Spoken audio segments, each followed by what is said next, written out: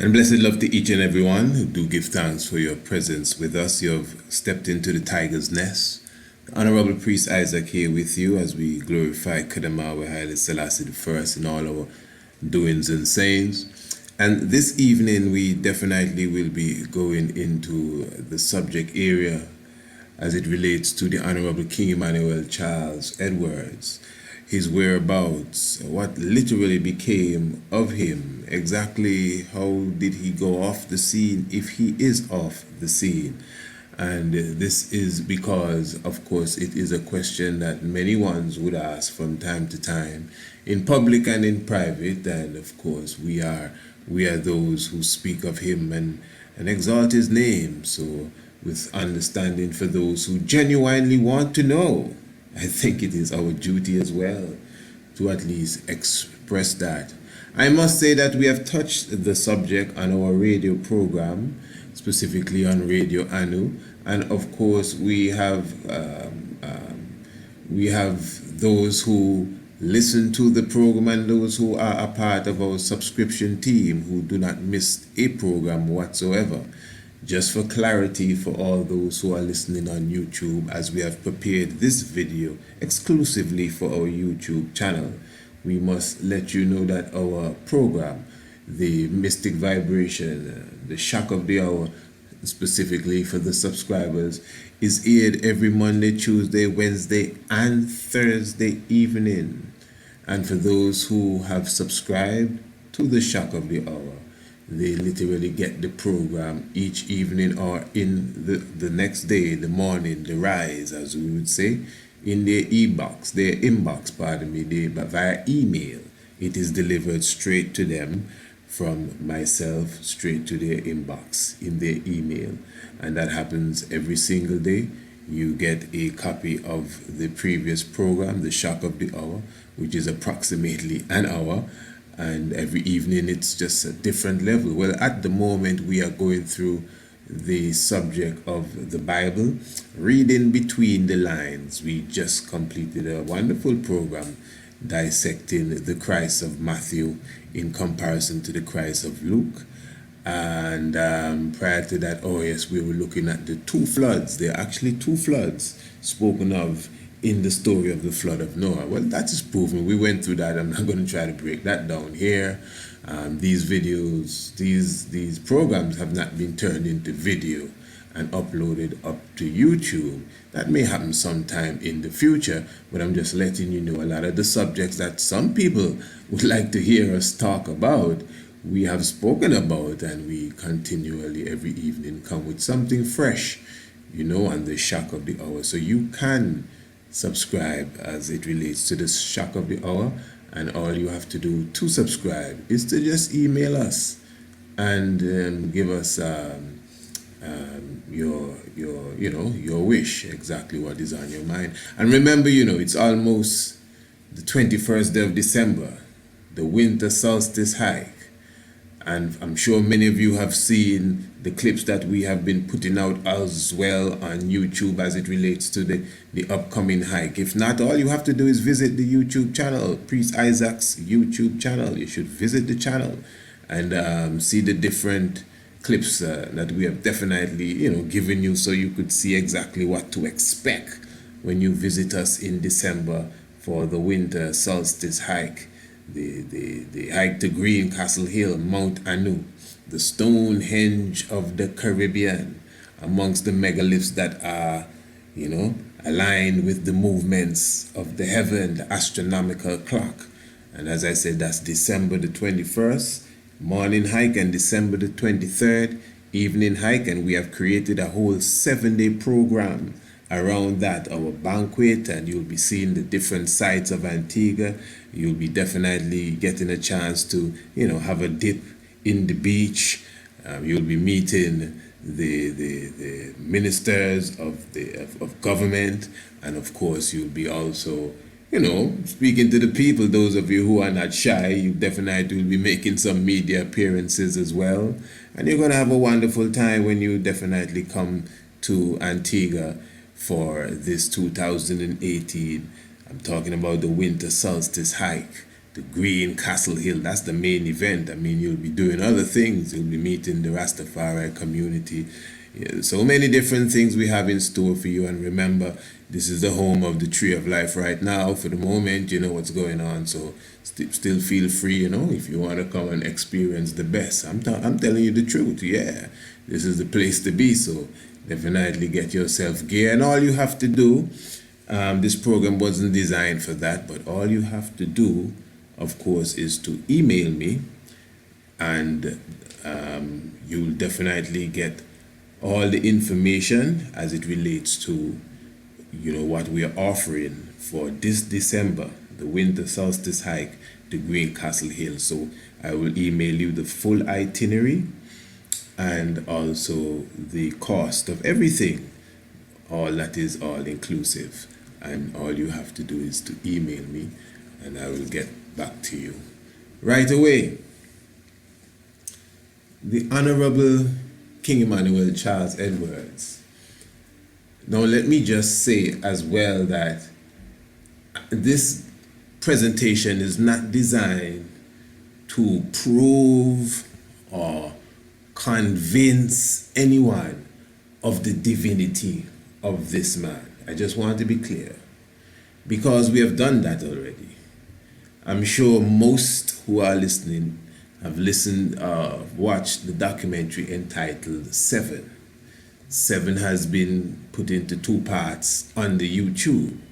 The views obviously are not balanced, so some people may have seen the first half and never seen the second half, but it is the longest video official documentary that I've ever produced. That is the documentary 7, and I would say for myself, really, that it is my, I wouldn't say favorite, but I think it's the most compact of all the official documentaries that we have ever done. That's 7, even more than the Master of Ceremonies. And 7, really, the subtitle of it is The Divinity of the Honorable King Emmanuel Charles Edward. That's the subtitle. And that is where, as the documentary that we introduced in the official sense, the whole concept of the cycle of the sun and how it's related to the concept of the feathered snake, the snake with wings, the flying serpent.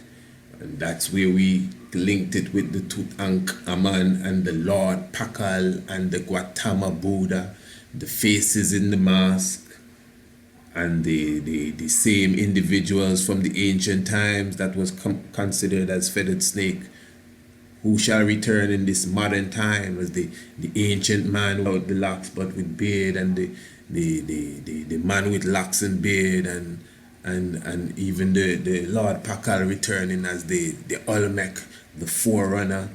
And we've expressed that.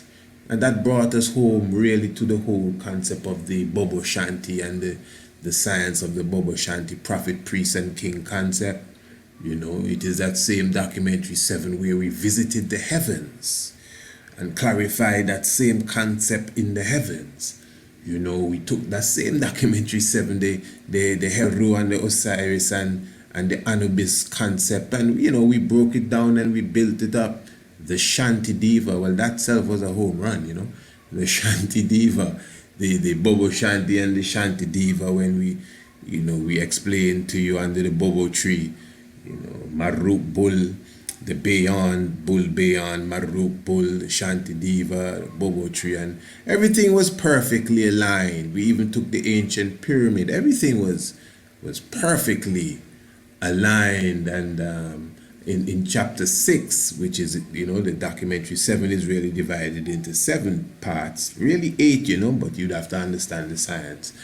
But in the part that is labeled 6, which is really the 7th part, that's where we took the time now to go into who Prince Emmanuel really is as a man amongst man and man, and then we kind of fixed it up now with the mystics that we were speaking of before to show, you know, the divinity therein.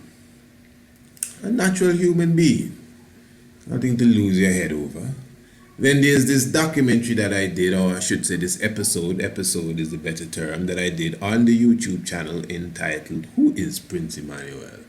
Where outside of all of that mystic stuff, I really took time to explain to the person who may not understand the natural, the man, exactly where he's coming from as far as we know, and what he has done historically, and some of his works and his correspondence with officials, and we went through all of that, and that as well is on the YouTube, the Who is Prince Emmanuel. And the reason why I'm bringing up all of this now, and let me just say, for the documentary 7, it's on YouTube. I put it on YouTube, but it is still available as well as the Master of Ceremonies, which is also on the YouTube, but it is also available as well as the Night of the Black Tiger, which is the divinity of Marcus Mosiah Garvey, which is our newly released DVD documentary officially. These 3 official documentaries are also available. If you email me, I'll tell you exactly what exchange can take place for you to get these. But I just said clearly, the first 2 are already on YouTube where you can check them out. So the reason I'm mentioning all of that is because the works have gone into clarifying these aspects of who we're going to speak of. So it may seem as if I took a while to say what I just said, but for the person who may be just listening this for the first time, they may not even know who is Prince Emmanuel. Like, where is Prince Emmanuel? But who is Prince Emmanuel? Okay, good question. You just don't know. Well, we have done a video right on YouTube. Because this is what I'm doing here is a YouTube. This is a YouTube presentation. So on YouTube, there's another YouTube presentation. All you got to do is type in. So maybe you want to pause this. You'll get the flow where I'm coming from. You may want to pause this because we ain't going down that road tonight. You may want to press pause and type in my name again, Priest Isaac. Who is Prince Emmanuel? And this video is going to show up. It's a black and white video. This black and white picture, pardon me. You're going to see the face of a man with a turban right looking at you. That's the video. Not the one with the pyramids, not the one with the green mask. Those are part 1 and part 2 of 7, the divinity of King Emmanuel Charles Edwards. You're looking for who is Prince Emmanuel. So you go into that and you'll know who he is. If you want to understand the divinity now, why he is considered divine, and the Black Christ and Melchizedek and the Son of God and all of that, how on earth you came by that conclusion? Well, you can watch the documentary entitled 7, The Divinity of King Emmanuel Charles. Bam, it's there. Good. So now I want to speak about what has become. Where is, how did he make his exit? I mean, people want to know. Now, give thanks.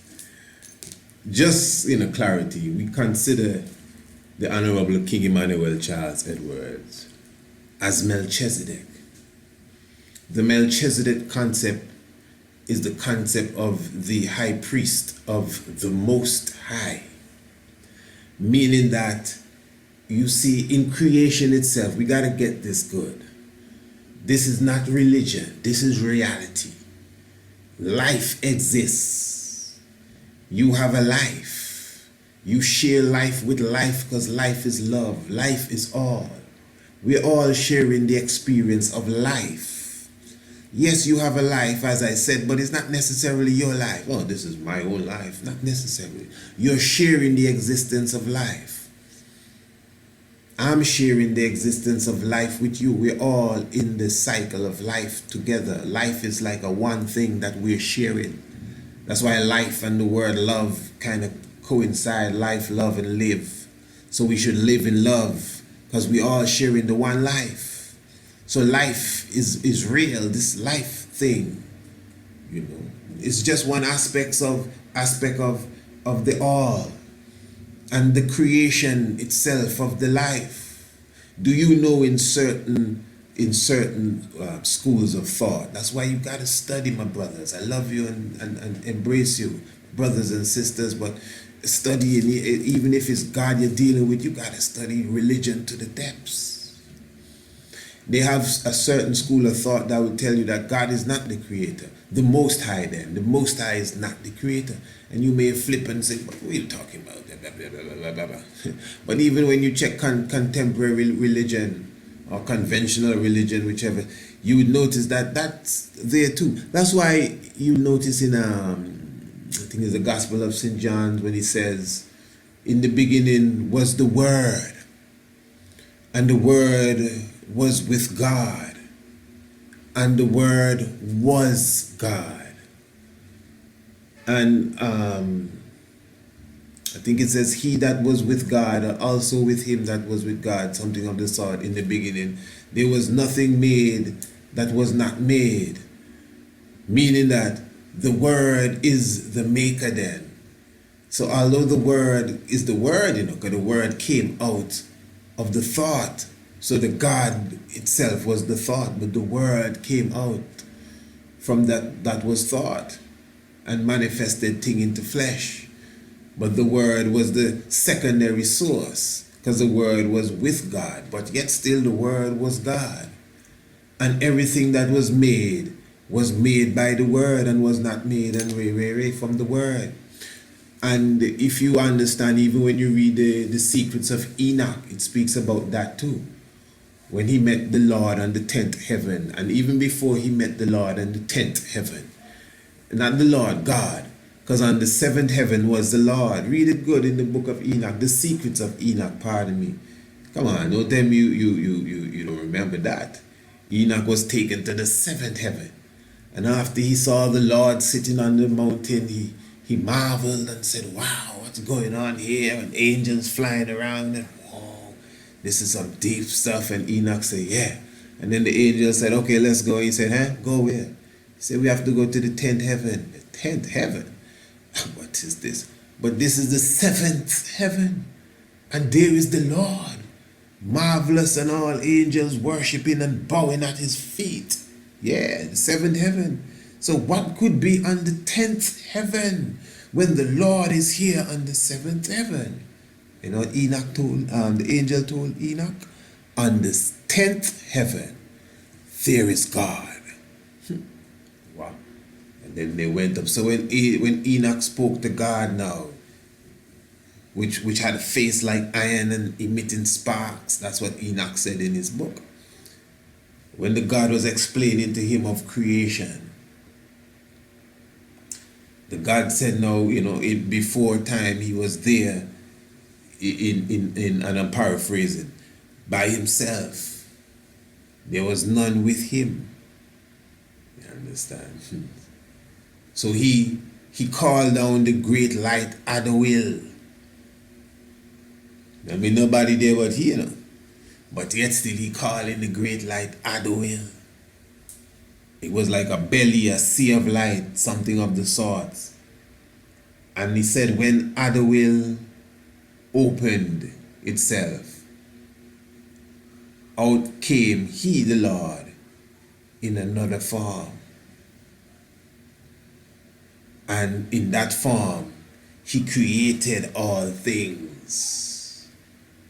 And he took the light of Adonai and placed its throne above his. Man, this is mathematics, brother.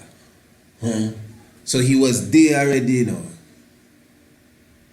in alone, according to the words of Enoch.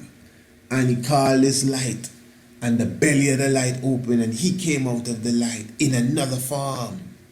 And in that form, he created all things. So in that realms of theology, some will tell you, so God is not the creator, but the Son of God, that which comes out, because the Son of God is also God the Son in us. You see, the Son of God thing kind of confusing. God the Father, God the Son sounds a little different than the Son of God. but the God in the sun form, which is really the level of dimension. That's what it is. And vibration, that's what it is. And density, that's what it is. The feathered snake, the cycle of the sun in a human form, that's what it is. It doesn't mean, God had a little baby boy and all of them long things. No, it's a science. So I'm saying all of that to say that in the realms of creation, in the realms of life, in the realms of love, in the realms of connection with nature, we as Bobo Shanti see the Honorable King Emmanuel Charles Edwards as that Melchizedek figure which does what? Teaches a human being how to live in the way in which the sustainer, creator, quote unquote God, how nature intends man and woman to live. Point blank, story done, nothing too long. Now, in reality, that is what most, I will use the term religions and orders and usually believe. That is what the Nation of Islam would believe of Elijah Muhammad specifically. That Elijah Muhammad came not just to wake up the black man, etc., but to bring him back to the original way. Yeah, same thing with the Hebrew Israelites that would follow Ben Ami, that they see him as the man that came with the order to remind them of the original way.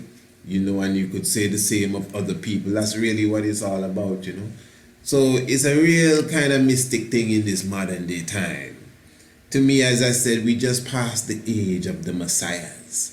The different messiahs, the noble Drew Alis that were amongst us. All these people are considered messiahs. The Moors consider him as the man that came to show them the exact way to go. So that is why now you usually see this battle over religion and who is right and who have the truth and all of these different things, But as I said before, I can't get into them argument with no one. But I stand on my square, on my truth. I just explained the documentary 7, The Divinity of King Emmanuel Charles Edwards. I'm sorry what a man don't believe in what he believe, but I know for sure that Prince Emmanuel Charles Edwards is the prophetical Melchizedek, is the Black Christ, is the individual that we are speaking of that shall teach mankind the order of mankind, of man, exactly how they are to walk, talk, think and drink and dress and rest. You think it's a joke and fast and pray and sing and dance, because all animals are in alignment, are in coordinates with the Creator and how He created them, unless you domesticate them. Then some of them start to menstruate when they never did that.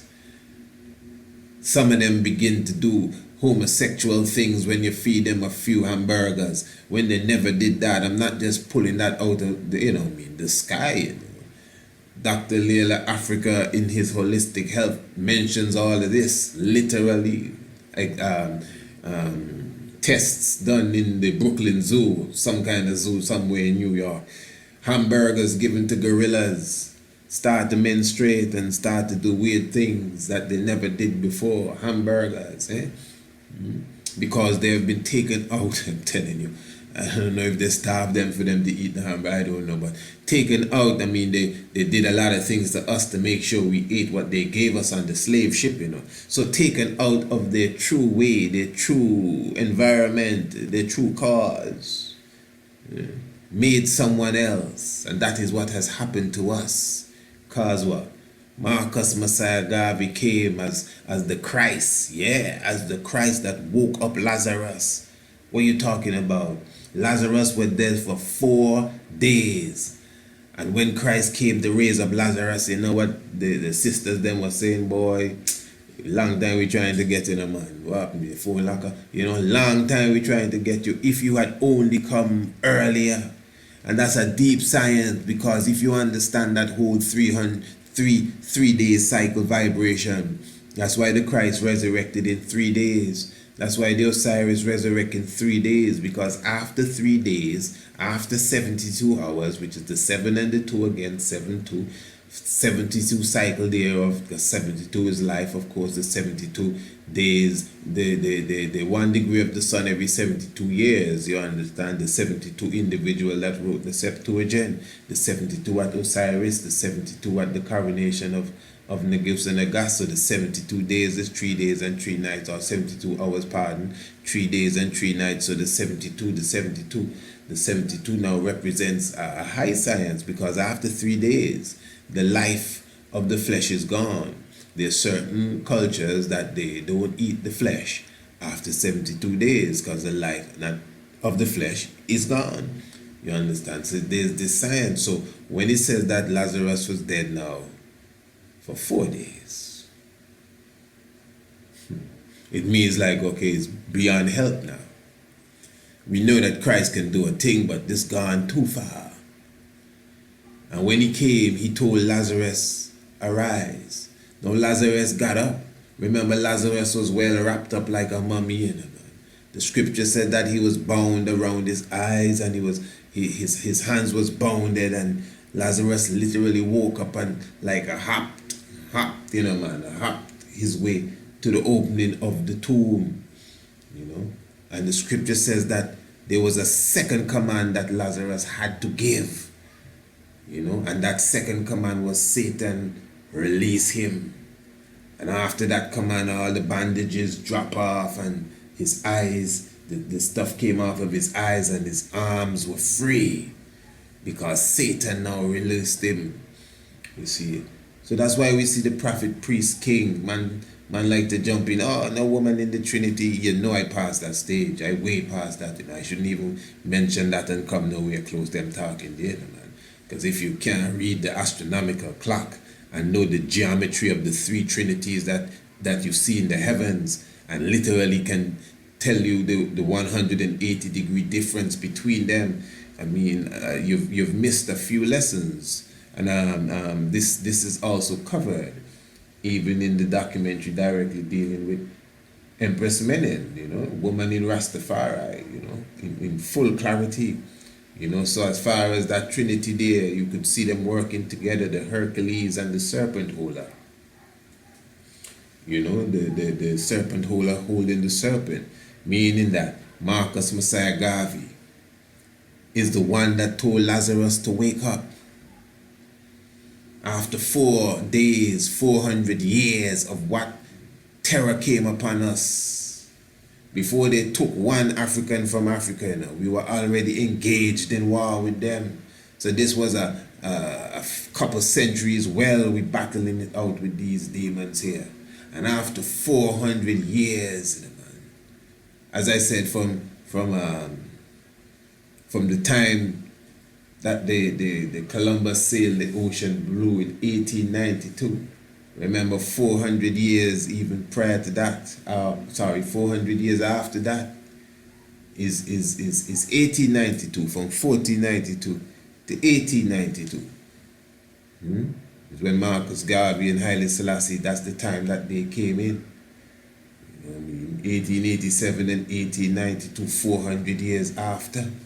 So it's after the 400-year period that this whole science now of the king and the prophet actually born, just a few years apart, to fulfill such prophecy of one going before to clear and cut and clear the way. That is exactly what's happening here. So Marcus Garvey now is the one that rose up the black man, rose up the black woman, and showed them Africa for Africans, at home and abroad. Yeah.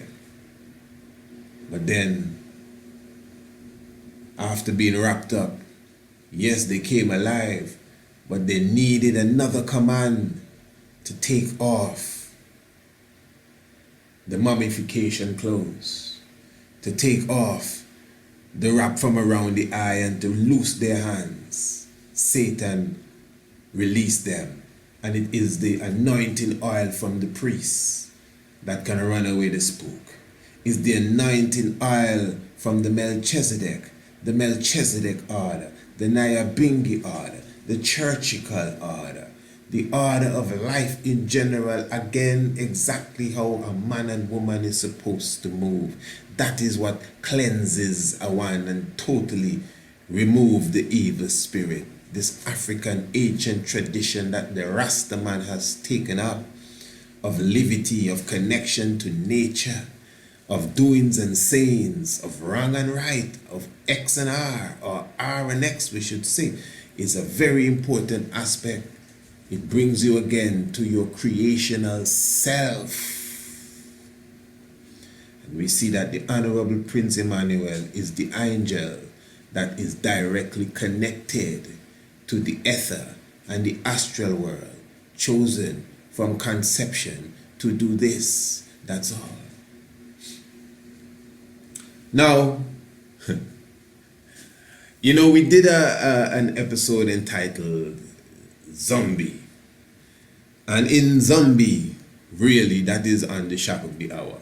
In Zumbi, we were speaking about the concept of the zombie.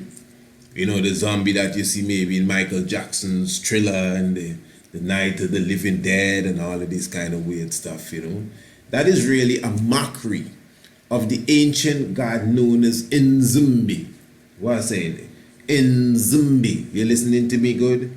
Zumbi. Now, Zumbi is an ancient African god, just to use the term god. It is rooted in the Congo region, and it is also known in West Africa as well, Zumbi. Now, the god Zumbi is a mystic god. It's connected to the dead, the god of the dead as such. In fact, there are certain African kings and warriors that have carried the name Zumbi. Even the warrior Zumbi from Brazil, that has been known for their mystic moves, disappearing and appearing and all of these different things. And that is the power of the god Zumbi. You must understand, when it comes to the African theology, names are very important. The Ogun. The Ogun is the master of iron. The Ogun is the master of weaponry.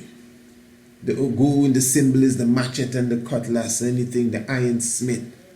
And the Ogun has the power. Listen to me good. The Ogun has the power to make you turn your gun on yourself. The Ogun. And this is why even when we heard from Yogi Raj that spoke of meeting Haile Selassie I in 1982, when the world was preaching that he was dead, pardon me, Yogi Raj clearly showed you that, well, listen, there was once in the halls of the League of Nations in Geneva where a man came and he held a gun to the Emperor Haile Selassie I. And the Emperor just looked him in the eyes, wherein the man dropped his weapon and was taken away by the security guards. That's the Agun. He lucky the king didn't make him turn it on himself. That's the Agun, coupled with the mercy of the Most High. That's the Agun spirit there working. And even higher than that, because the man didn't turn, he just dropped the weapon, you understand? So this is our African science, our African philosophy. So they took the Nzumbi, the God figure, and corrupted it with the Night of the Living Dead. So now when you look up the term zombie, they would tell you it's like a soulless body moving around.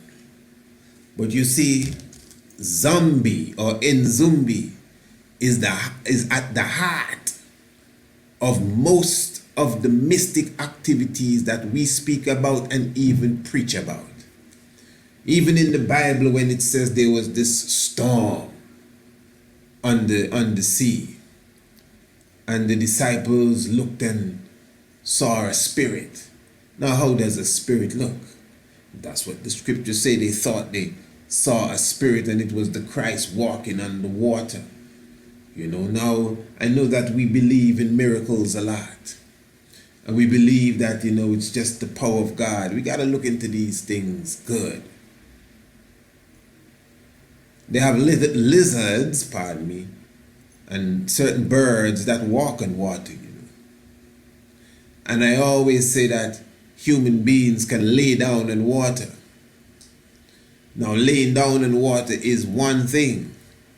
And there are certain seas, like in the Dead Sea. In the Dead Sea itself, they say that the density is so strong in the Dead Sea that there's certain parts that you actually walk on the water. I mean, I know people that say that they have done this themselves, and I hear other reports relating to such.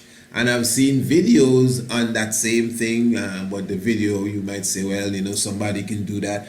I'm not sure, but I think I've heard enough. I've never been to the Dead Sea, but because of the salinity of it, it is so dense that you could literally walk on it. That's the Dead Sea. And whether the sea is dead or alive, I know for sure that as martial artists, we have the ability to even run on water for a specific time. They're real events where people do that. You know, literally, but you got to be well trained, you got to be well light, you have to know the technique, and you could go a few feet skipping on the water like the stone that skips on the water. So I'm saying all of this to say, outside of the world of miracles, science itself can at least pay attention to the reality of a man moving on water. That's my point. It can happen, you know. So other works, bringing the dead to life, making the blind see, them is some real thing. But because we are seeing it as just this miracle stuff, you know, the miracle business, and not understanding their science, they're people that mix certain bushes together and pound them in the mortar and thistle and add a pinch of this and this oil and that oil and just glance it over your eyes, and within a few minutes you're seen again. These things happen, you know. And who's not to say that the Christ was not a science man, because that's what he was. He was a man that dealt with nature, the olive plant, the olive tree, and all of these things passing through the gardens. He was a man that was in tune with nature. He is a man that is in tune with nature. So that is the African tradition I'm talking about here, you know. So that's why the Zumbi is considered as well as the god of agriculture, the god of harvesting, the god of medicine, yet still the god of the dead, the god of resurrection. But yet still now they take this holy figure and what? Turn it to a living zombie, night of the living dead. Now I'm saying, in our Caribbean culture, many of us know of the person that they call the Opium man. And this is supposedly the person, never been to one myself, that you go to cast spells on somebody that you don't like. Now it is such a shame that someone would take their old people's tradition that they brought from Africa and use that to do harm to people that they don't even know. People coming to you for revenge, maybe from something that really stemmed from them. And you just telling them, well, give me $5,000 and it will work. Now this has happened in the Caribbean. It happens here in Antigua. It happens in St. Lucia. It happens in Dominica and a few other places. It does happen. People leave here and go to Dominica to do that. I want you to follow me, good. And the stuff works. Listen, I ain't asking you, you know, man. I'm not asking you. I am not asking you. There was a certain situation around here where the woman called on live radio and made it clear someone for her was killed. And she made it clear she's going to deal with whoever.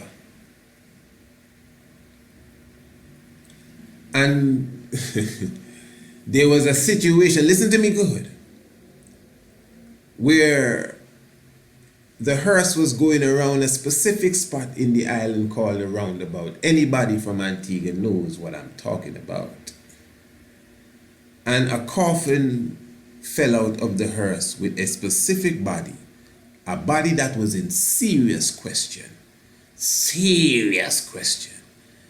And the body, the casket opened and the body fell out on the road. Nothing like that ever happened before.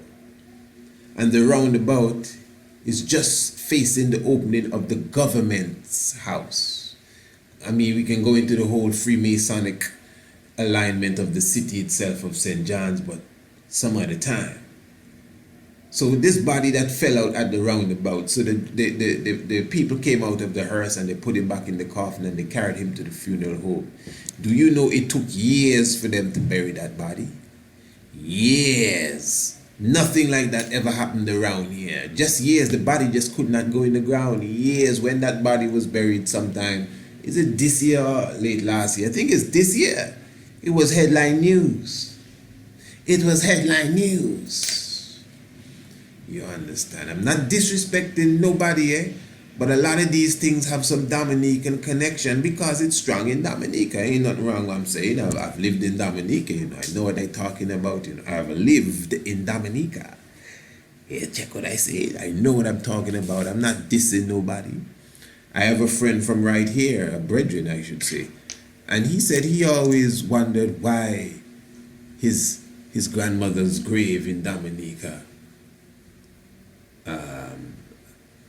had a chain around it. And I'll be very honest, the time that he told me this, because that is a long time ago, you know, we were relaying this, I never understood when he said a chain, if he meant that the coffin was chained or there was a chain around the grave self. But I get to understand it gotta be the coffin was chained. Maybe he never saw, but that's the story his father would tell him. And he said he never understood that. And only as a big man going to Dominica now and understanding his family roots, he said, okay, that's why they had the chain grandmother's grave. Because she was a science woman. Chain the chain her coffin the man. The chain that down in the man. The dead in the man. Dominica, you know, happen to skip away from where I am now, you know. There's one island in between here and Dominica. It's called Guadeloupe. So what you talking about? And that's not even the tip of the iceberg. There's so many stories, you know. Oh, yeah. And this is Zumbi or Zumbi type of meditation, you know. And I mean, you can get so many, I mean, oh, come on. You can go into the stories of people turning into animals. Now, I don't want to get nobody, you know, nobody off or lose anything, eh? I've never seen nobody turn into animal in front of my face kind of thing, eh? But listen to me, that's cool. Don't go no far. That's cool. The old people will tell you stories because they're into that. They know about them kind of thing there. And tell them, boy, when we little, okay, it don't happen. Apparently, it doesn't happen now like it used to happen before. and they'll tell you, man, such and such, and the dog come in and they lash the dog on the right leg, the right back leg. And the next morning, the man that they believe was turning into the dog was limping on his right leg.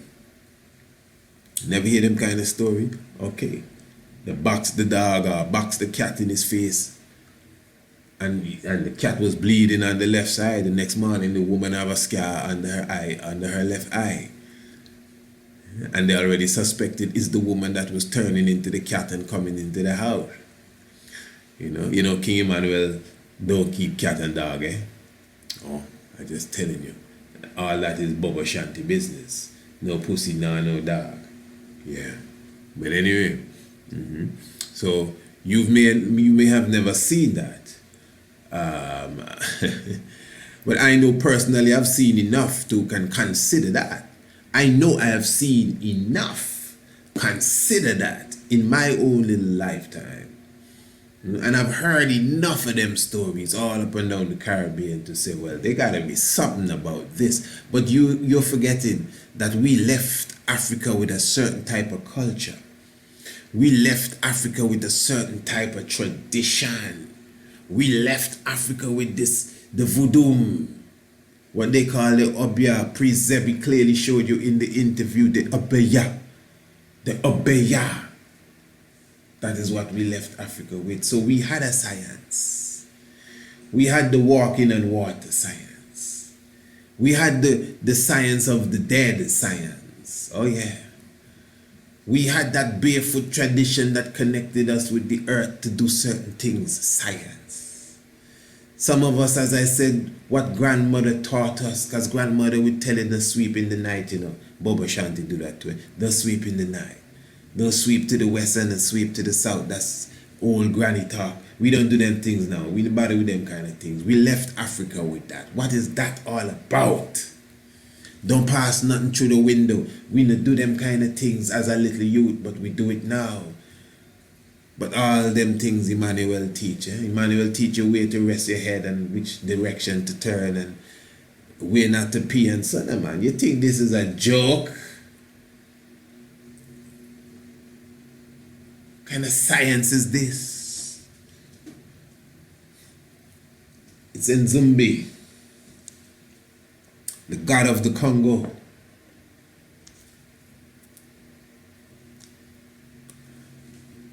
Prince Emmanuel. If it's one thing about Prince Emmanuel by some is considered like this Opium man, you know? Yeah, some people consider him that.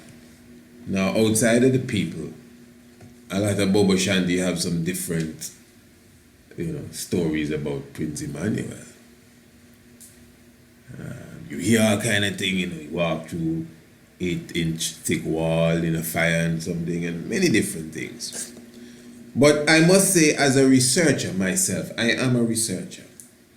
And in my own personal research and investigation, I have come up with a list of things and facts as it relates to Prince Emmanuel Charles Edwards that will be publicized in book form in time to come.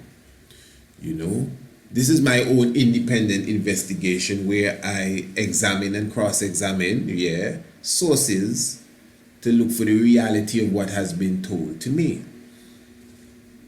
Now, what I realize is that Prince Emmanuel is very different. Oh, you don't believe he's the Black Christ? I'm not in the Black Christ thing. This has nothing to do with that. Well, it has something to do with that, but that's not what I'm talking about. Prince Emmanuel is a different man. There's not another him. I'm telling you. There's something different about Prince Emmanuel. Did you listen to Priest Zumbi in the interview that we did speak about King Emmanuel Charles Edwards? He spoke about the situation in 1958 and the beating and the suffering that he went through. We can talk about that over and over, but I don't want to go into that because that has been done already. Yeah. We did a video entitled The Crucifixion and Resurrection of the Honorable King Emmanuel. That's another one on our YouTube channel. Go and listen to that as well. We've covered that. I don't want to beat that down. No. Let's talk about what we've never spoken about now. You see?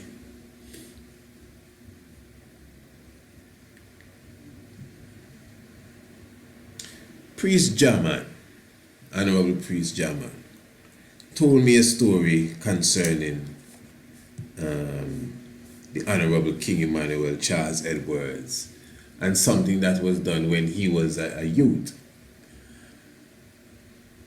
And this was confirmed to me by his father, the Honorable Priest Robbie. And I would say Priest Robbie, who was the elder at the time, had a better understanding of what happened. Priest Robbie had a young daughter, has a young daughter. And at the time, she had a disease, a sickness that was like eating out her stomach. Now this is within the time when the Honorable Prince Emmanuel was there sitting. Remember, that's what we're talking about. What has become of Prince Emmanuel? Where is he? That's what we're asking. You may be saying he ain't answering the question. Well, if I mean, we don't answer this is not yes and no and here and there, you know. This is a conversation for those who sincerely want to learn. All right. So I hope this is for you. And so she had this ailment, man, eating out her belly, and she was vomiting liquid, and nothing went down and nothing stayed down. But I can say, according to the family, because I could tell you what I'm saying, it wasn't just a sickness. It was one of them things that were, you know what I mean, that was aimed at her. Yeah, somebody aimed it at her. That was at least what ones were saying. That's what they believe. Yeah, but be it so or not, so the little youth was really sick. They took her to the doctor actually, and there was nothing. Now, from my understanding, this family, they don't really live on the hill. They just live around the perimeters of the hill. That time, you know, there were hundreds of people on the hill, and the Black Christ himself seated up on the hill, King Emmanuel, Charles Edwards. So the Honorable Priest Robbie said, listen, I think we should take this situation to the Black Christ, you know, King Emmanuel, Charles Edwards, because, I mean, it's him is the greatest doctor. What other greater doctor can there be but him? So they took the situation to Prince Emmanuel, and they showed him exactly what's going on, and Prince Emmanuel told the Honorable Priest Robbie to go and find virgin land. Go and find an area where no one has really trodden. And when you find the area, dig 9 inches into the ground. And when you dig 9 inches, take the dirt that you take up and mix it with some water in a pitcher and give it to her to drink every morning. Now, according to him, from the first time she drank that, she did vomit again, but the vomit started to have this different appearance. And after 2-3 more times, she was bouncing and smiling and totally back to normal again. And this is Priest Robbie now putting that towards I. Now, it sounds simple, like, okay, yeah. And as I said, I ain't nothing too way off, you know, that's just the old African tradition. The science tradition that we all knew. But there's still a mystic that goes with this. There was a specific time when the police came up to Bobo Shanti Hill. And they arrested, I believe, 12 or 13 brethren for whatever reason. And they arrested King Emmanuel Charles Edwards as well. So if you know Bull Bay, you don't know the highway there.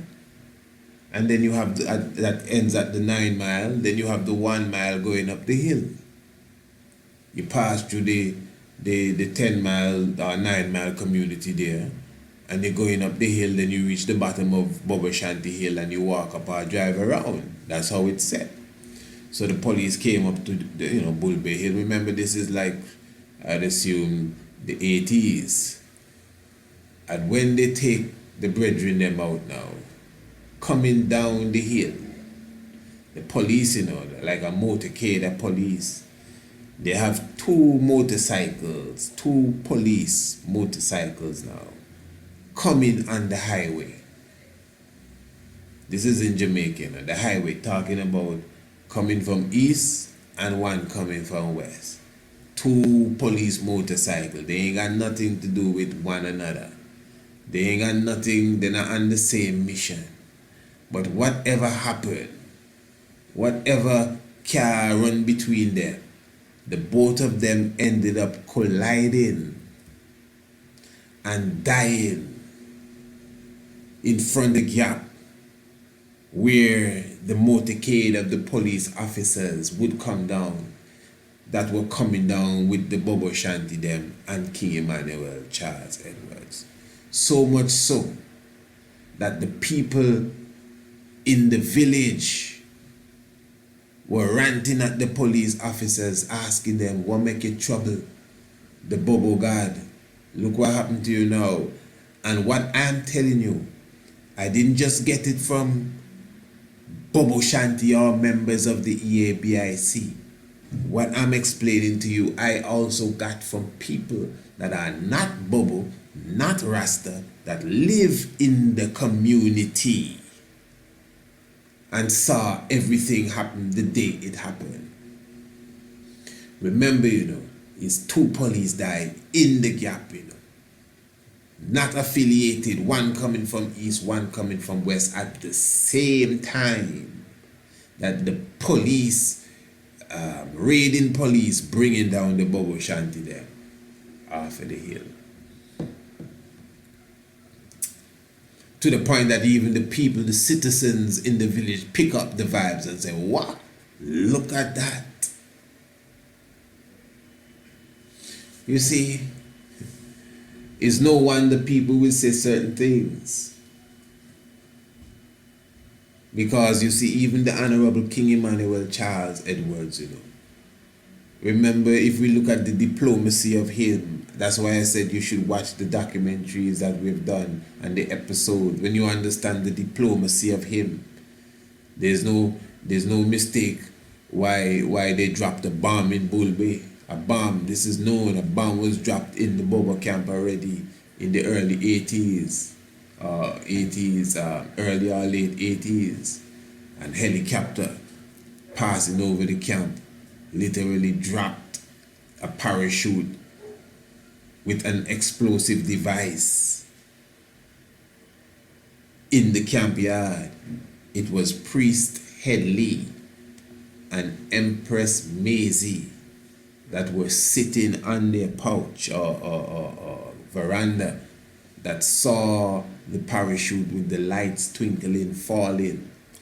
And Priest Headley went for it and carried it to Prince Emmanuel Charles Edwards.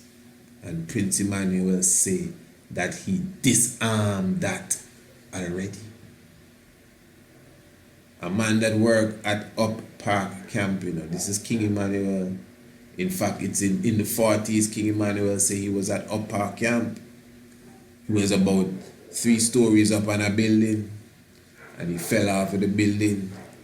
And when he fell off of the building, the man then was like, wow, he dead now. And when they run around, they just see him dusting off. This is reality.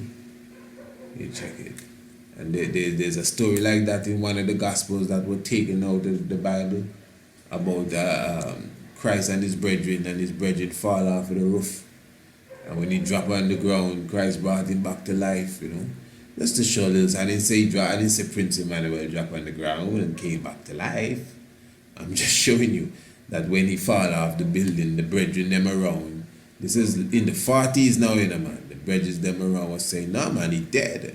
And when they went around now, he was there. Them times his brother Eddie, them times there. Reality is a real man that come into the order, and take on the Christhood, spooky, appear out of nowhere and disappear business. So I'm just showing you, the mystics are already there. So when Priest Headley and the brethren now took the bomb to the police station, when they came into the police station with the bomb, the police them ran out of the station. Got the police them know what it is.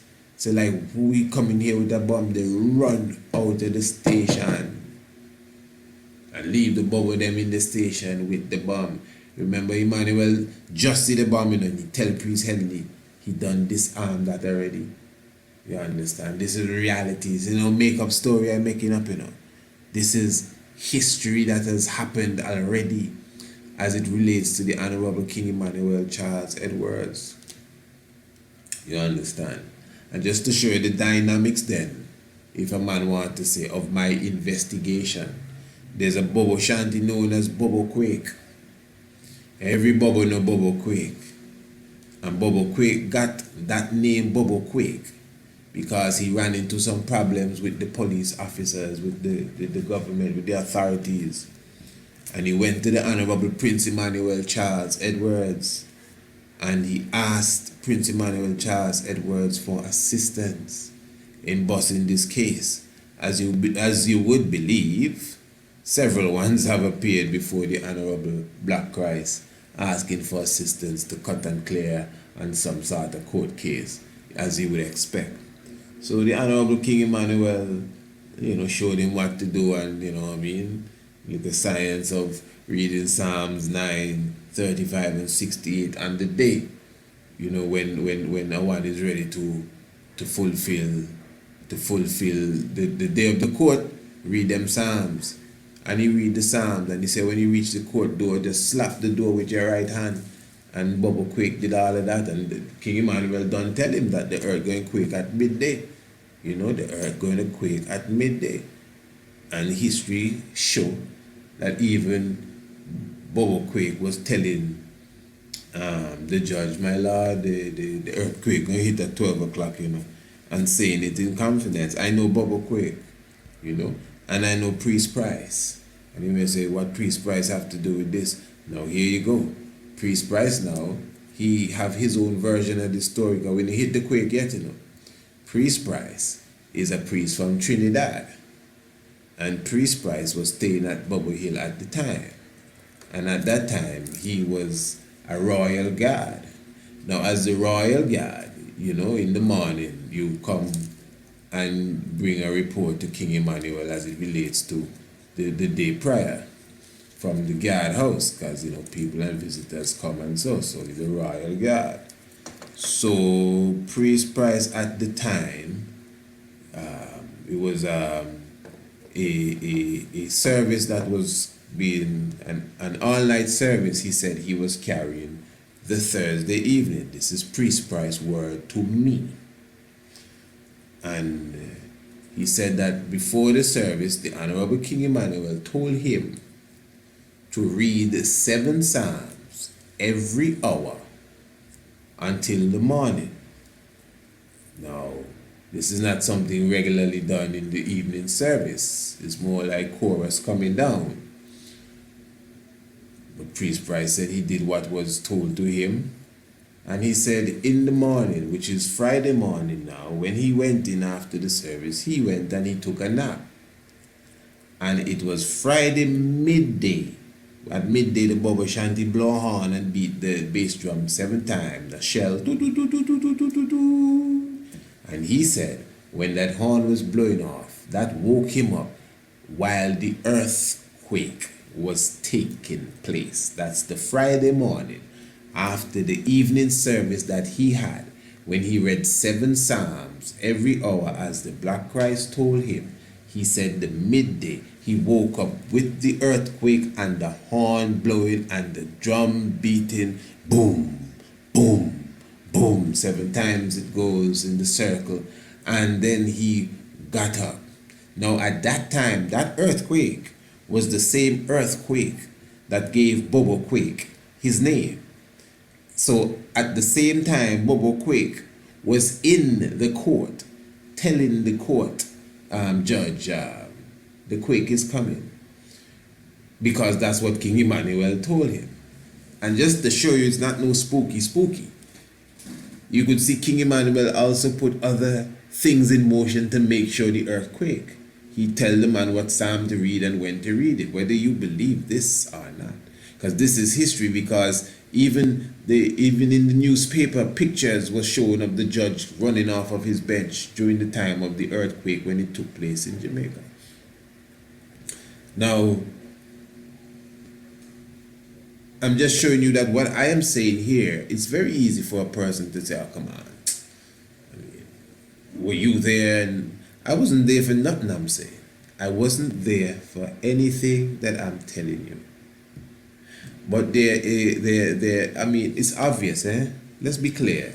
When a person deifies someone and makes someone a Christ or God or whatever, or sees someone as a Messiah, these things, it does come easy for them to add to the reality of the person. Very easy. People add to Prince Emmanuel, people add to Marcus Garvey, and people fix up and put a lot of makeup on Haile Selassie I. It is the truth. Believe me. I'm not an advocate for the adding.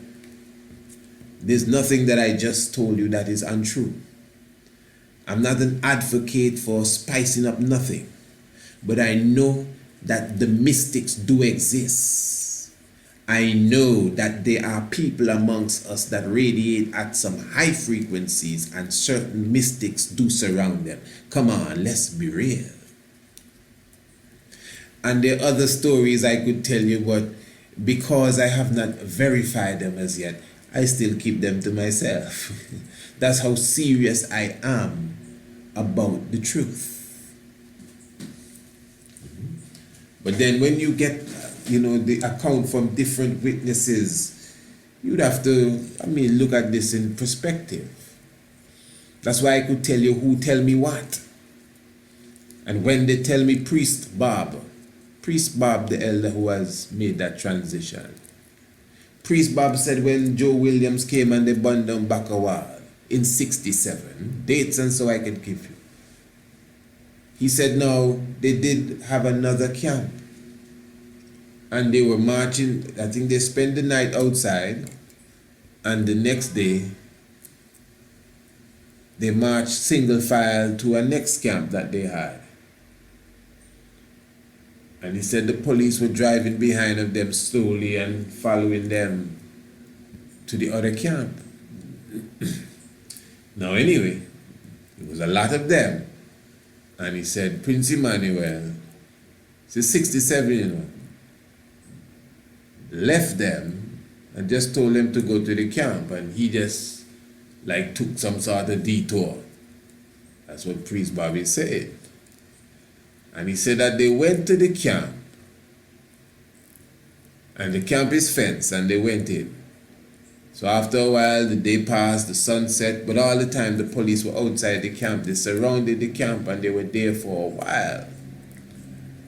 And he said that Prince Emmanuel wasn't around, and after a while they started to hit on the door, bap, bap, bap, bap, bap, and demanding to see the leader. So I guess a brethren or two went out. Someone went out though and trying to show them, well, look, the leader not here right now, and so and so. And but Priest Bob said while he talking to the man, Prince Emmanuel came out of the kitchen, because there's a kitchen in the yard, in a green robe. Now, I'm just showing you how this and you might just flip it. There's obviously a logical explanation for all of this, You don't have to be portals and gone in one portal and come out, It could be something just logical. Not that I don't advocate portals, because these things are real. But still, it doesn't have to be that. But anyway, he came out of the kitchen in a green robe and a green turban. And it's so mystic, The time when he told me this, I had on a green robe, and he said that. He said he had on a green robe, just like how I have on there. And a green turban. I don't think I had on a green turban though. But that's not even the highlight.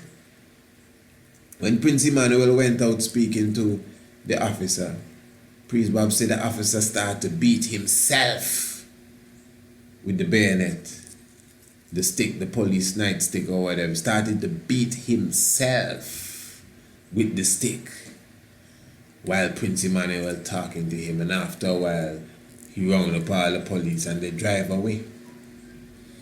Now that beat himself sounds very familiar. Sounds like the spirit of Ogun turning your weapon on yourself. You understand? And you can see, because these little examples, this is just a small bit of example I give. I'm not even telling you too much. There's so many other things. Oh my, certain things I wonder how you would take it if I tell you. You understand? Yeah, man. I just show how the man make the earth quake. There was once, Priest Jaman again could tell you, him, his little sister, and some other little pre-Shimran sister, they were singing this song. Something about Brock Rockstone and Emmanuel, something, and Rock, some Jamaican old-time slavery song. And they were singing the song. And Prince Emmanuel did not delight in hearing the song at all. And he came out of his palace and he just swooped, just telling you, he just swooped with his hand, his rod, and a mighty wind a mighty wind came in that even blow a roof off of a little house that was there. I think it's Empress Lily House, according to what Priest Robbie tell me. And it is Priest Prince that had to go back and fix the house because of the breeze that coming now. Me now, I don't have no time to play. That's not nothing for me to believe. There is a video that I can show you anytime I choose. Anytime. With Prince Emmanuel in all black. It's right there on YouTube, but how many of us watch the video properly? When Prince Emmanuel himself called for a mighty wind to come in, and it came in, wherein it released the banners that were tied up. It's a high vibes. One of these times I could show it to you. But if you're not looking for certain things, you ain't gonna even nearly pick that up. But that is nothing. That's easy. That's what I'm trying to show you. So, even amongst us, man, we have high beings that are in control of the wind. Where you think Marcus Garvey says that he shall return in the whirlwind? Because he know that he has certain powers that he can tap into. And it's nothing to be about. You yourself have them powers, but we have not in tuned ourselves to that. That's what Prince Emmanuel is about again. To teach us the way, to walk, to talk, to link back again with them powers. But it also takes a clean hands and a pure heart. Now in 7 you hear me speak about Prince Emmanuel from 1914 to 1994 is 80 years. Don't you hear me say that? Yes. So what is it that happened in 1994? Why you stop him at 1994? Now I don't really stop him at 1994. But on the 31st of May 1994, this is the day that not many, but all that were around him at the time, this is the day that they gave for him dropping the structure.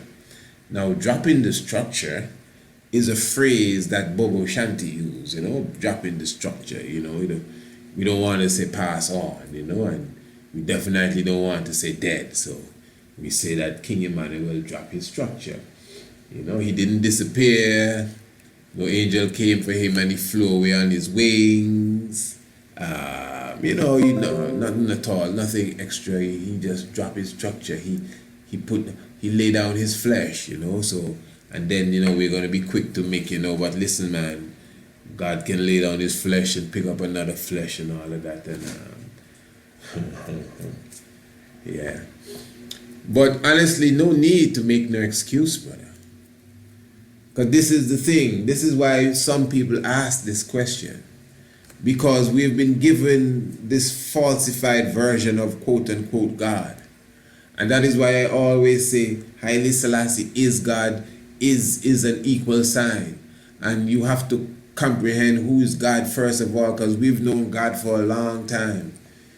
We've known God is God. They've been teaching us, and God has a vision, God has a look, God has a mentality, and this very jealous God and all of that.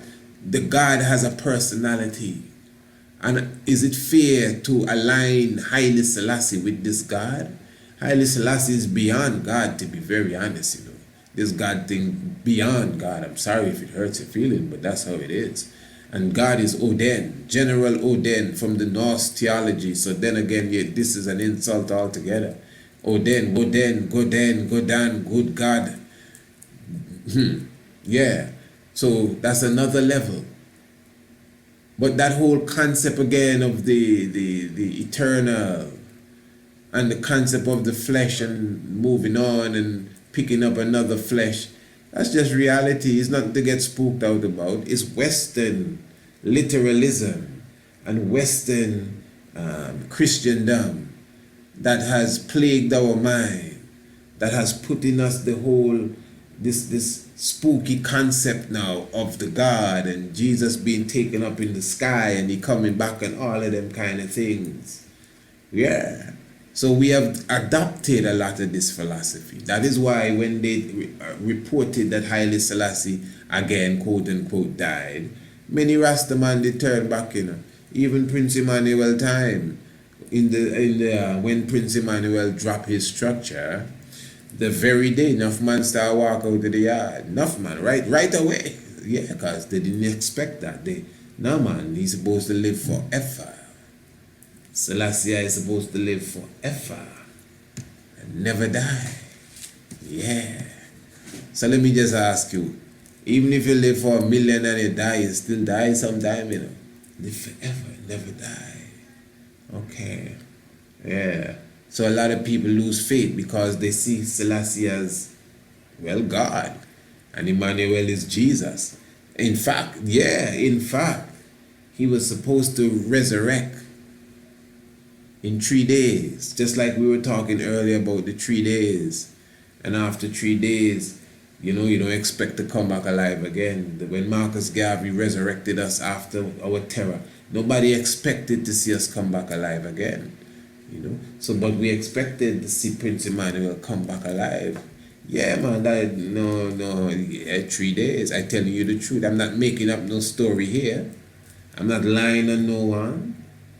There's no shame in my game. I'm just telling you the truth. Am I lying? Am I lying? Okay. Yeah. Say drop his structure. This is some interesting stuff. Do you know, in 1993, he called for a feast on the 10th of December. And the feast, he called for delegates to come from all over. Rastafari talking, He called for individuals to literally come from the different islands, the different camps, because he was having a feast and he was looking to make a move. That's what he's saying. This is 93, not 94, in 93. The feast was held on the 10th of December, 1993. And this is the feast of the Passover. This is what it was referred to as. It is the first time that celebration ever was kept, the 10th of December. And by the next 10th of December, Prince Emmanuel was not around to see the first anniversary of that celebration. At least not in that sense. The 10th of December is also recognized as Human Rights Day. And it is also considered in the Sumerian text as the day of the rising of the shepherd of Anu.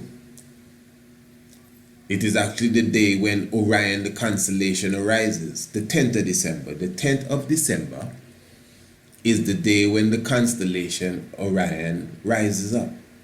Meaning that when the sun sets on the 10th of December, on that very moment when the sun is going down, that's the exact moment that Orion is rising up, on the 10th of December. And that is the day that Prince Emmanuel called for the feast of what he considered the feast of the Passover, on the rising of Orion with the twins Gemini on the 10th of December. Why? Because according to him, he was looking to make a move. And even though he said this, one still was not getting that something was going to happen to him in that sense, because that's the Black Christ Day. Please don't go. I want you to hear everything. You need to hear this all. Okay. So the feast came up on the 10th of December.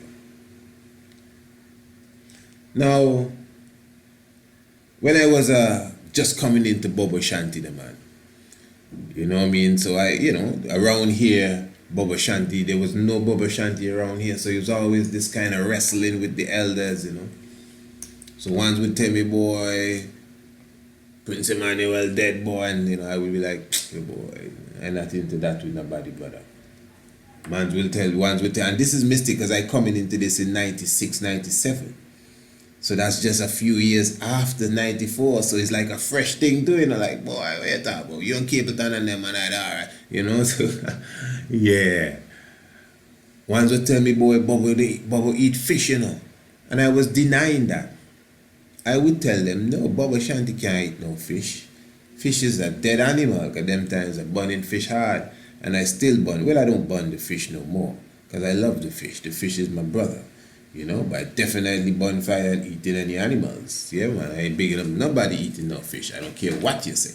You can say what you want and how much fish and bread Christ feed whoever. That's up to you. I ain't in no fish eating. Yeah, straight up. You can eat what you want, by telling me how you go here. Yeah, you can ration up my house. So, yeah. So I used to say, nah, man, no Bubba eat no fish. Until I go Bulby and see it for myself. I said, wow, what going on here, boy? Yeah, ones with bonfire on you. They are ones with bonfire on you. I ain't asking you. They are ones that would bonfire on you if you not eating no fish. Anyway. You see the same Rast Mike I had doing the interview with. I remember a time Rast Mike tell me, brother, ain't no bubble thing with you now. Emmanuels sacrificed a goat on the altar at Bulby. I said, what? Now this time, I didn't even fully understand the altar thing. Because Bubba do have an altar, but that's how he told me. Emmanuel sacrificed a goat on the altar. So when you hear about sacrificing goat on the altar, I hope this is not too much for some of you, Oh, yeah, but when you hear about sacrificing an animal on the altar, well, obviously you see an altar. Like how the Bible would portray this thing made out of stone and it fire on it and you throw the animal on it. So obviously that is what I see in my mind when he tell me this. I say, Emmanuel sacrifice a goat, and I say, King, nothing go so. Nothing go so. Remember when they tell me Bubba eat fish at burning fire? Nothing go so. Remember when they say, boy, Emmanuel dead at burning fire? Nothing go so. And still in my mind, Emmanuel not dead. But what they're trying to say, not even that I was with. Because I was with, if he not around, well, some kind of thing happened. Some spaceship take him away, yeah. Oh, yeah, I'm still thinking a little way there too, I've been clear with you. When have I not been clear with you? Yeah. Okay.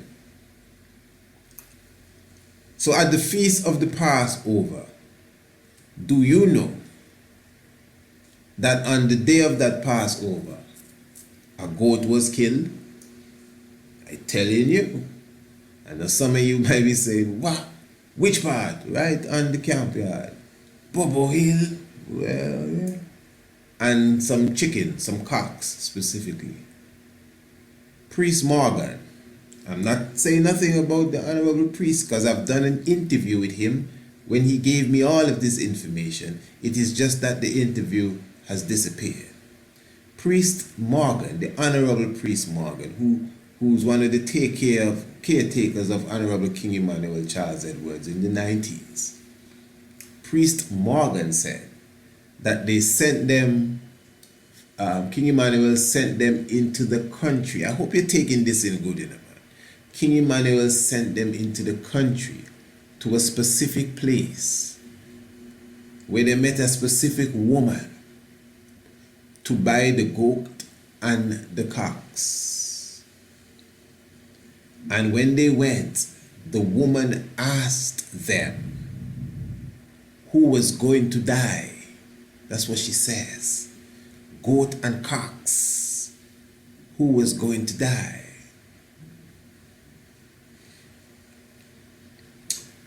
And this was months before the feast, And the cocks and the goat, the cocks specifically, they put them on a strict regiment of aloes water to cleanse them out. And on the day, them animals were slaughtered. and the blood discarded in some specific ways.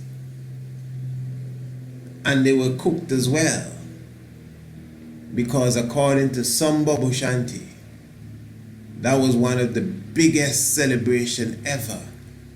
Enough, as they would call them, bald head people from all over.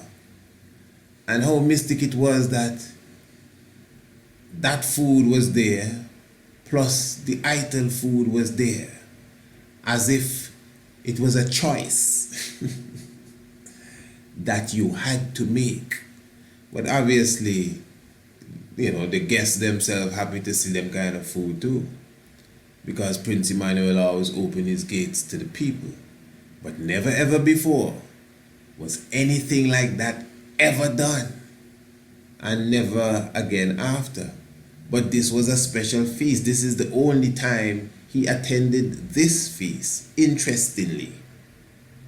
And from then, a few months after, he made the move, interestingly. And according to the good sister that did the research, because Prince Emmanuel, as the Bobo Shanti would tell you, never celebrate his birthday. And ones are always guessing when his birthday is. But according to the research from the good sister that wrote the book, Prince Emmanuel 7 Unveiled, according to her research, his birthday is considered to be the 31st of May 1914. Now it is the 31st of May, the exact day, exactly to the very day, 80 years after, where he laid down the structure, if that is what happened according to the reports. Okay. Alright. So that feast now, first of all, some of you, if this is going to drive you away, I'm sorry, but maybe that's, hey, listen, so you're going to, I'm not afraid to say that I'm not into the convincing thing. It may seem like I'm trying to convince people to follow something. No way. If I was, I wouldn't tell you this, because this can shake you. This will ruffle off certain feathers. People would hear this and say, yeah, nah man, me can't follow that. Well, maybe it's not, I don't know. It's for everybody, but it ain't for everybody. Trust me. Because we don't want no dead weight here. We want people with a clear conscience, a clear understanding. They say King Emmanuel is an Opium man, brother. That's what they say. Some Bobo Shanti get vexed when you say that. Brother, goats and cocks. Goats and cocks. I have seen Opium ceremonies taking place. Is goats and cocks, Rasta? Is goats and chickens they kill? That what Prince Emmanuel did on the day when the constellation of Orion was coming up. Don't play around with this, no man. This is the same man that disarmed the bomb without touching it. Do not play around. This is the same man when they were arresting him, the two police killed themselves in his way. Man.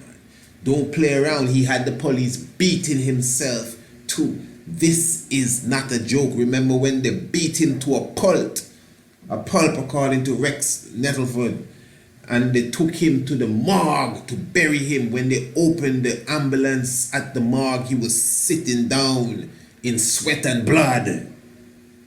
Do not play around. The Honorable King Emmanuel Charles Edwards, who called the earthquake midday, that make headline news. And when Price visited King Emmanuel to give him the report the Sunday morning, because he wouldn't do it on the Sabbath, when he was leaving, King Emmanuel said, "Oh yes, my Lord, give thanks for the earthquake." Yeah. And other things have been said about him that I ain't even getting into here. And he called for a feast, and he clearly said he making a move and send his people to a certain part in Jamaica where they never go before to get goat and cocks, and the woman want to know who is going to die.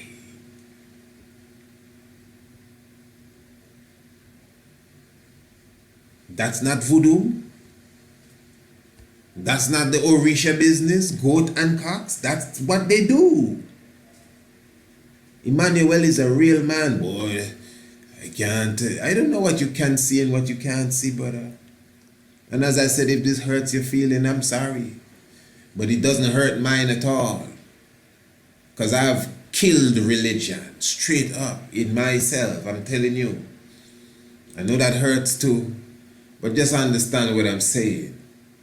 Because I don't see theology as religion, really. Theology is the study of the creator and the sustainer. And there is an order. There is, that's my point. It's not like we're burning quote unquote God. There is an order that man is supposed to live by, man and woman. There is a specific way, this is my outlook, that aligns itself with nature. And that way is not a religion. You may see it as a religion because of how we've been trained to look at things, but it is a way of life. It is a spiritual expression. And I see that King Emmanuel order, which he brought to us, is that expression. Not to kill goats and chickens in a man. Because after that feast, they have stories of ones, you know what I mean? Because some bubble eat the animals too now. Oh, straight up.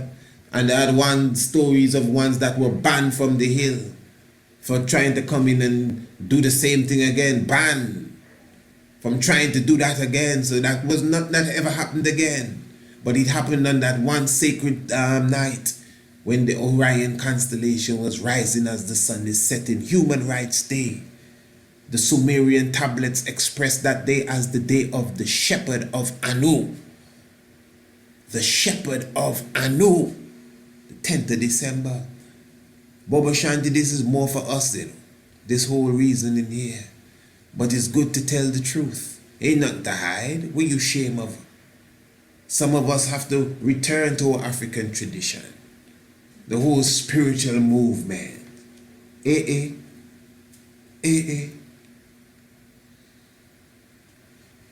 black over white service that was held the Friday now. Do you know it is us, Bobo Shanti, that performed the last rites and had the funeral and placed the casket in the hole that we dug? It was a black over white ceremony. Priest Zebulon, as he already said in the interview that he did with me, was the one that anointed King Emmanuel in the African tradition. That's by no mistake. No one else there could have done that except Priest Zebulon. And Priest Zebulon's coming was foretold way before he came. If you have not seen that interview, I encourage that you take a look at it. Priest Zebulon clearly showed you that when he walked in, he explained all of this, man. King Emmanuel said, that's the man I've been telling you about. He sat in the mercy seat several times, and he was the one mystically to put his hand on King Emmanuel and to prepare him in the African tradition for the ceremony. I don't think that's by any mistake. All right. So, Priest Earl, Honorable Priest Earl Savage, was the individual that carried that service, and it was a black over white service. It was a Friday morning, and the hole was dug, and the casket was put into the hole. Then out of the hole came a mighty whirlwind. And of all the people that were in the yard, no one could stand to watch the whirlwind for too long, or else they would have been blinded even up to this very day. For the dust that came up with the whirlwind, it was a whirlwind that could be seen going miles up into the air. Priest Harold, who said he did not attend that ceremony, but he was down the hill, said that when the breeze from that whirlwind came down the hill, because you could see it from down the hill, obviously, when the breeze came down, you could smell Prince Emmanuel. He said there's this specific ointment that he would wear, that he smelled the ointment in the wind. I'm just telling you what Priest Harold said. There were those that were videotaping the event. This is not the day of cellular phones now. This is the day when them big video cameras with the tape. And it is said after the event, the tapes had nothing on them. Nothing. Not just the whirlwind gone. Nothing. No part of that ceremony whatsoever exists on tape, from what I have been told. Because I don't know how many cameras were there, but whatever was there filming, nothing came out. This is very interesting. And the whirlwind that went forward was so dynamic.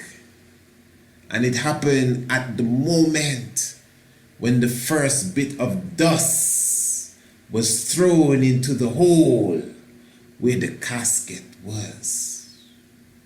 And according to Priest Morgan, and according to almost every priest power, I can call names all day long of people that were there. People that don't even speak to each other. I'm saying that to say that, I mean, there's a line that you draw between the truth and falsehood.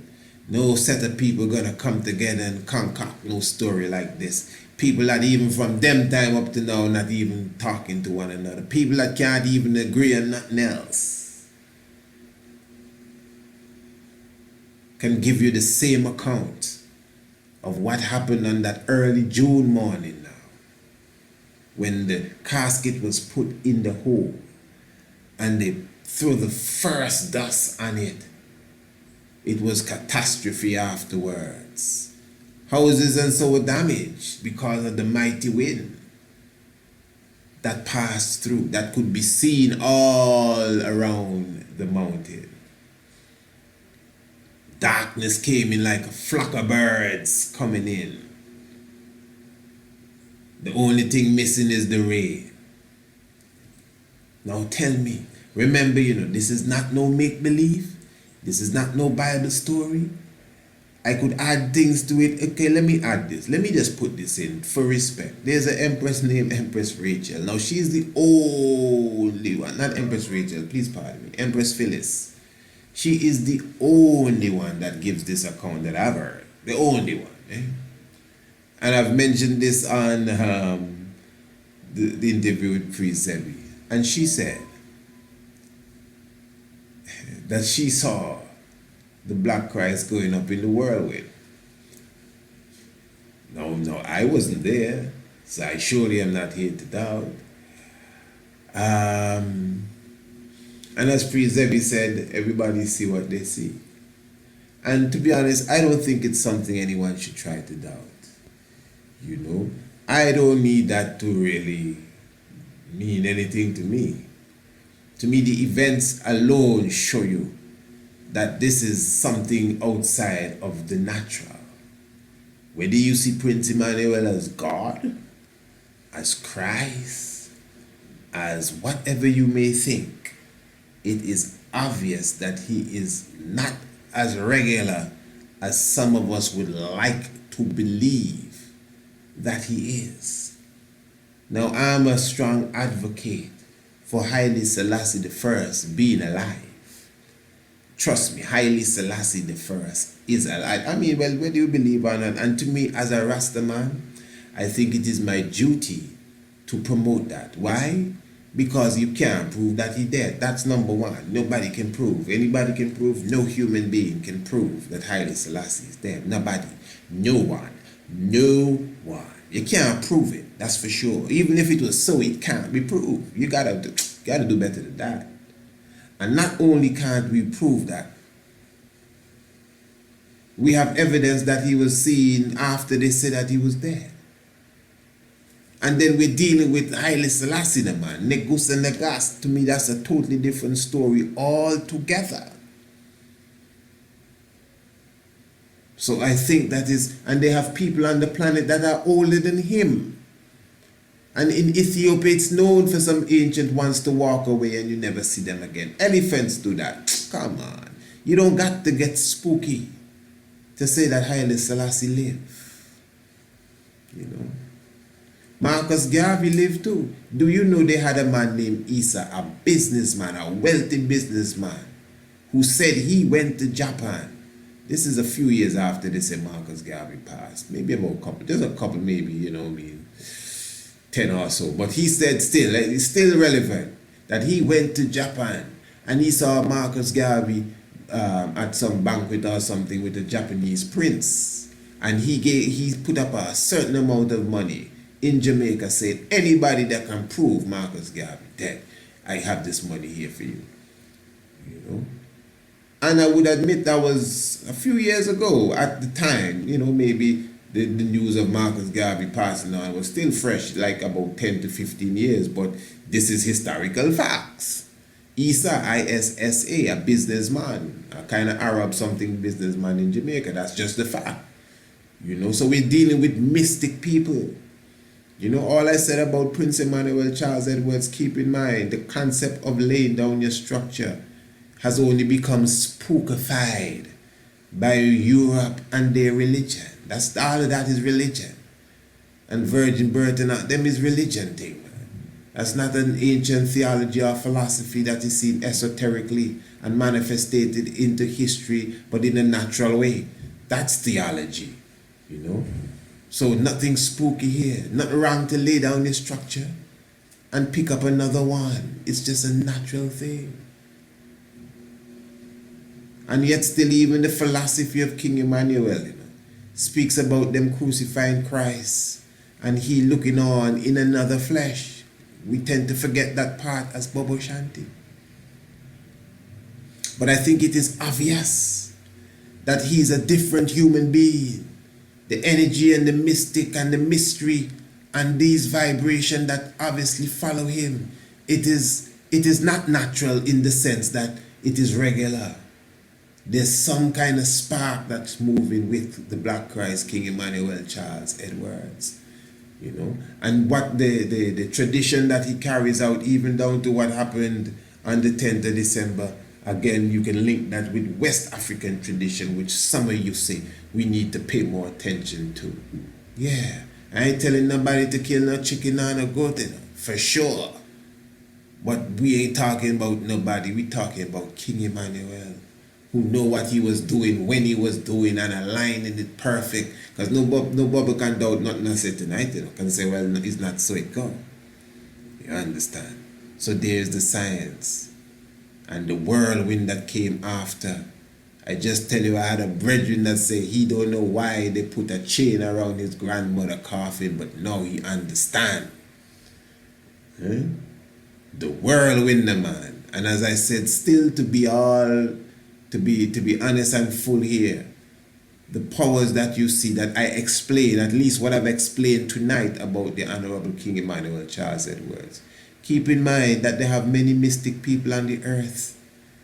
Many mystic people on the earth that do many mystic things. Look at the Buddha boy from Thailand or one of those places, Nepal, that sat under the tree for 10 months. The Buddha boy, I'm sure you've seen the video, watch it. Go and type in Buddha boy documentary and watch that documentary. How the little youth man sit under the tree for 10 months. Now he didn't even scratch his nose. And a snake bite him and all these different things, and he sit there. And only after a while his clothes caught a fire and he kind of got up and then he went back down and he even sit in the fire. They have enough mystic people on the earth. That same documentary tell you about a man that hasn't eaten for 60-something years. They have enough mystic people on the earth, people that they bury underground for days and then take them back out and they're still alive. They have enough mystic people on the earth, and that's just it. So no need to deny the mystic of our own, one that was amongst us, one that some of us try to deny because he's just so mystic. But you can say what you want. That is the Son of God. That is the Black Christ. That is the wrestling Jacob of old. And it is he that is Melchizedek that has brought the order of Haile Selassie to us, the way in which a man and woman must live. The priest and the prophet and the priest and the king. Holy Emmanuel I, Selassie I, Jah Rastafari. Do give thanks, all power and all honor. Rastafari.